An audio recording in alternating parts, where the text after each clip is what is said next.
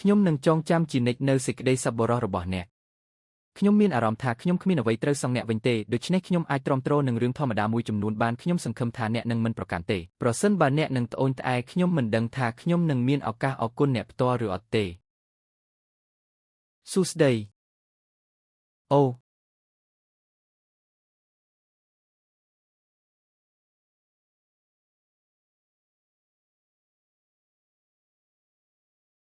ទាំងនេះសុទ្ធតែជាកំណប់ទ្រព្យរាជវង្សពីរាជវង្សឈិនគ្រាន់តែមួយក្នុងចំណោមនោះវត្ថុនេះមួយមានតម្លៃមិនអាចកាត់ថ្លៃបាន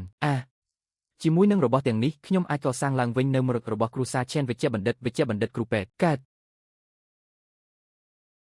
អ្នកបានសុំឲ្យខ្ញុំផ្លាស់ម្ដាយរបស់ខ្ញុំទៅអង្គភាពថែទាំដែលពឹងផ្អែកខ្លាំងបំផុត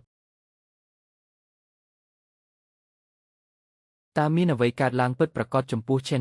ការពិតដែលថានាងបានលក់គ្រឿងអលង្ការនិងប្តូរហាងក្នុងរយៈពេលត្រឹមតែប៉ុន្មានថ្ងៃប៉ុណ្ណោះគឺពិតជាមិនសាមញ្ញទេហេតើអ្នកបានកត់សម្គាល់ទេពេលឈិនចាក់ចេញពីផ្ទះនៅថ្ងៃនោះគាត់កំពុងយកកញ្ចប់មួយដែលមានតែរបស់ពីរមុខប៉ុណ្ណោះដែលមួយក្នុងចំណោមនោះខ្លាញ់ជាមនិងត្បូងប្រាក់នោះមួយទៀតនោះជាកាត់ល្អខាងក្នុងប្រកាសជាមានបញ្ហាហើយអូយមានអ្វីនៅលើស្មាខ្ញុំ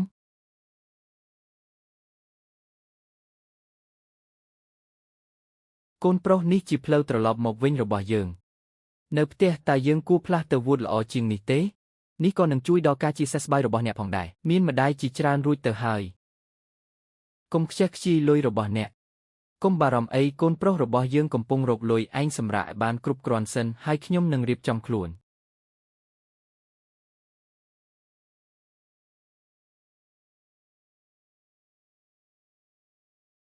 តើអ្នកកំពុងធ្វើអ្វីនៅទីនេះចេញទៅអ្នកមិនអាចរមៀលលើបានទេខ្ញុំត្រូវកម្ចាត់សត្រូវមុនពេលខ្ញុំចាក់ចេញអ្នកប្រើប្រាស់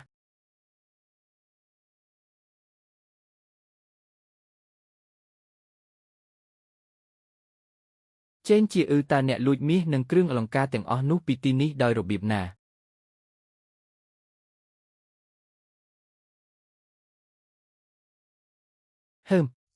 យើងបានឃើញវាដោយផ្ទាល់ភ្នែករួចហើយខ្ញុំណែនាំអ្នកឲ្យសារភាពដោយស្ដាប់បង្គាប់បើមិនដូច្នោះទេអ្នកនឹងទទួលរងផលវិបាកកុំប៉ះរបស់ខ្ញុំខ្ញុំមិនអីទេខ្ញុំខ្លាចណាស់ឲ្យវាទៅតើអ្នកនឹងឲ្យអ្វីមកវិញបើអ្នកមិនឲ្យវាមកខ្ញុំវិញអ្វីមានរឿងអ្វីកើតឡើងគ្រាន់តែកុំស្ដាប់វា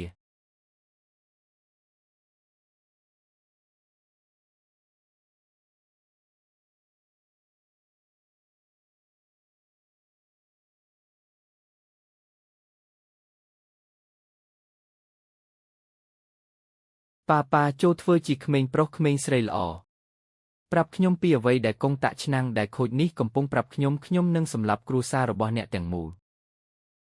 ហាខ្ញុំកំពុងយល់សប្តិខ្ញុំមិនអាចគ្រប់គ្រងប្រអប់ទាំងមូលនេះតែម្នាក់ឯងបានទេវេទនាណាស់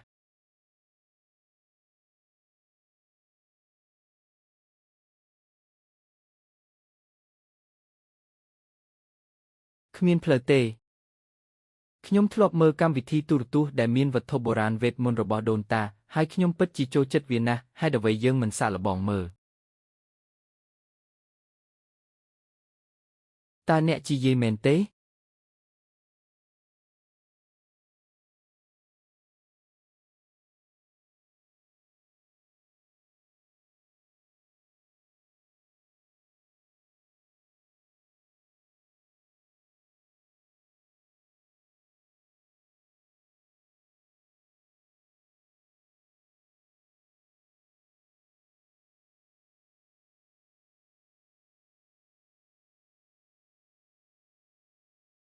តោះទៅមើល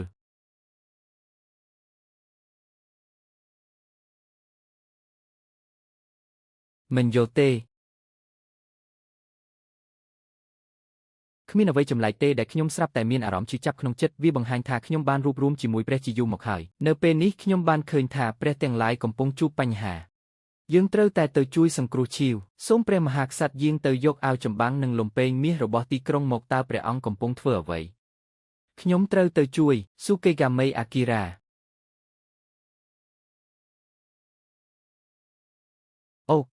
មានរឿងអ្វីកើតឡើងពួកអ្នកក្រោមដីទាំងនេះមិនទាន់បានបះបោះទេតើយន្តការដើម្បីធ្វើឲ្យវត្ថុបុរាណវេទមន្តនេះសកម្មន័យណាហើយតើយន្តការនោះន័យណា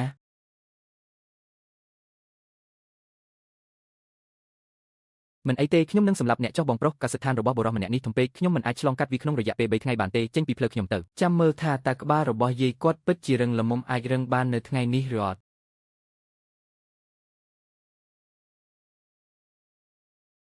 ទីហ៊ានឲ្យកងទ័ពជួរមុខដ៏ខ្លាំងក្លារបស់យើងមិនអាចបញ្ឈប់បានទេទេវតាធ្លាប់ប្រថុយប្រឋានគ្រប់យ៉ាងដើម្បីជួយសង្គ្រោះយើងឥឡូវនេះទេវតាកំពុងជួបបញ្ហាខ្ញុំត្រូវតែជួយទេវតា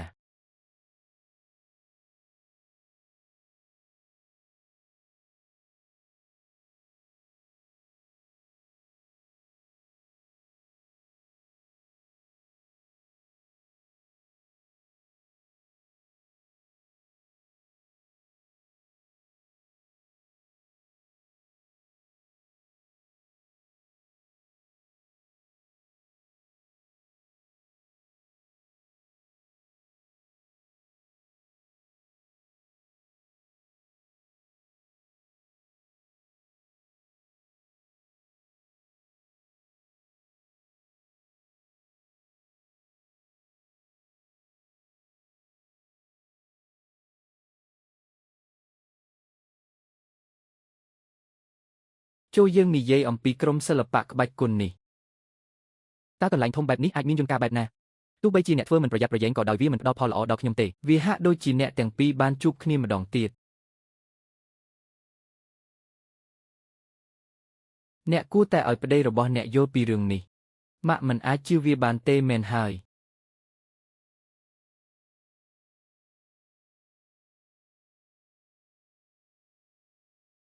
យើងខ្ញុំពិតជាគ្មានអ្វីនៅសល់ទេសូមដោះលែងខ្ញុំទៅតើអ្នកកំពុងដាក់អ្វីនៅក្នុងឆេវច្បាស់ខ្ញុំគ្មានសូម្បីតែមិនបានឃើញជើងរបស់អ្នកផងតើអ្នកទាំងពីរមានប្រយោជន៍អ្វីសម្រាប់ខ្ញុំត្រឹមត្រូវហើយអ្នកកំពុងបញ្ជាក់ថាមិត្តរបស់ខ្ញុំមានទំនាក់ទំនងស្នេហាមែនទេទោះបីជាអ្នកវាគាត់រហូតដល់ស្លាប់ក៏ដោយវានឹងមិនផ្លាស់ប្ដូរអ្វីទាំងអស់នៅទីបញ្ចប់អ្នកគ្រាន់តែបង្កបញ្ហាសម្រាប់ខ្ញុំគិតថានេះកាកសំណល់គាត់គ្រាន់តែជាមនុស្សគ្មានប្រាក់ចំណូលនិងគ្មានទិន្នផលចេនធានអ្នកខុសហើយថ្ងៃនេះប៉ុន្តែប្រសិនបើអ្នកហ៊ានលួចនាំចូលរបស់ឯកជនបន្ថែមទៀតចាប់ពីពេលនេះទៅខ្ញុំនឹងធ្វើឲ្យប្រកាសថាក្រុមគ្រួសាររបស់អ្នកទាំងមូលមិនត្រូវបានអនុញ្ញាតឲ្យចាកចេញពីប្រទេសចិនឡើយជារឿងអាក្រក់មែនដើរលេងខាងកើតនិងខាងលិចដើរលេង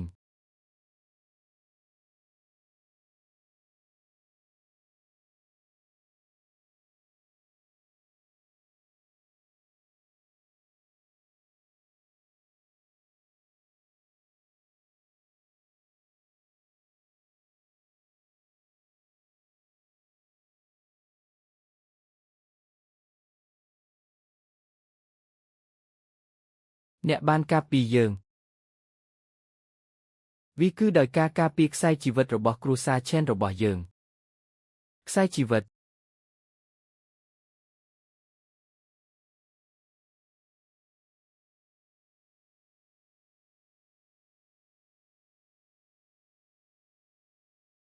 ម៉ាក់ឲ្យម៉ាក់ភ្ញាក់ហើយម៉ាក់ធ្វើឲ្យម៉ាក់ភ័យស្ទើរស្លាប់ពួកអាចឈួតទាំងនោះអមនុស្សធម៌ណាស់ម៉ាក់មិនបានករណីចង្ក្រានដុតមាននៅទីនេះម៉ាក់តើការការពាររណ្ដៅភ្លើងជាខ្សែជីវិតរបស់គ្រួសារឆេនមានន័យយ៉ាងណានៅពេលនោះ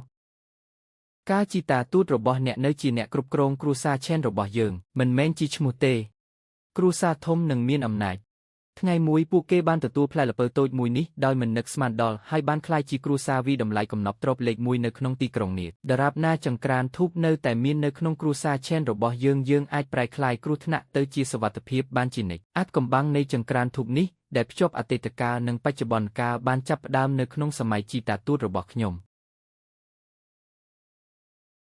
ទេវភាពដឹងថាអ្នកកំពុងស្ថិតក្នុងគ្រោះថ្នាក់តើអ្នកមានសន្តិភាពឥឡូវនេះទេឆ្លើយតបទៅព្រះជាបន្ទាន់ខ្ញុំបានប្រមូលទីហ៊ានវជនចំនួន 5,000 នាក់និងតបសេចំនួន 3,000 នាក់សូមរាប់ខ្ញុំពីព័ត៌មានហើយប្រសិនបើខ្ញុំផ្ញើសារនេះទៅអ្នកគាត់ពិតជាព្រួយបារម្ភអំពីអ្វីដែលខ្ញុំធ្វើនិងរបៀបដែលគាត់ជួយខ្ញុំ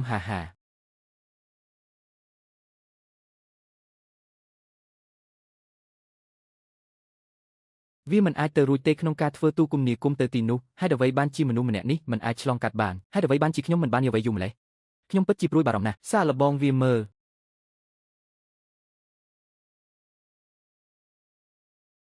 ភីសាណារូតូ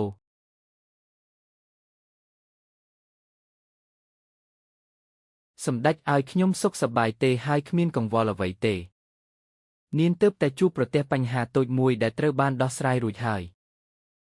ជូជីវតាវបានទៅយកប៊ិចនិងទឹកថ្នាំ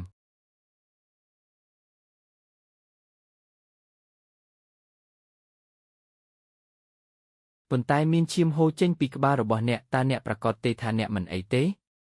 អូអរគុណក្តីបារម្ភគឺថាគាត់រងរបួស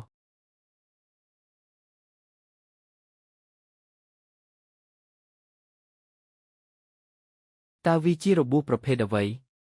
តើវាធ្ងន់ធ្ងរប៉ុណ្ណាតើអ្នកណាហ៊ានធ្វើបាបប្អូនប្រុសខ្ញុំឈ្មោះធាន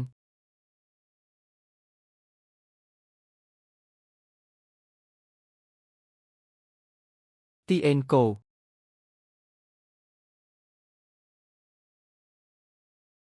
លោកគ្រូខ្ញុំសុំទោសខ្ញុំបានធ្វើខុសលើឆ្កែដ៏ពិសិដ្ឋនេះ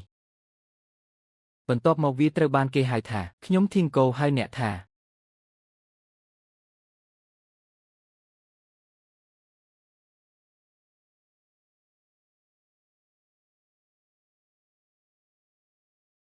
នោះហើយជាអ្វីដែលខ្ញុំហៅថាបេះដូងរបស់ខ្ញុំនោះហើយជារបៀបដែលម្ដាយខ្ញុំហៅខ្ញុំ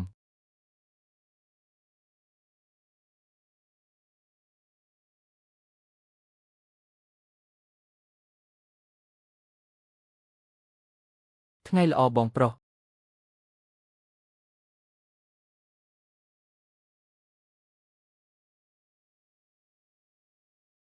ព្រះមហាក្សត្រឲ្យដុំលាមកសត្វដង្កូវធាត់កំពុងចូលមកវត្តអារាម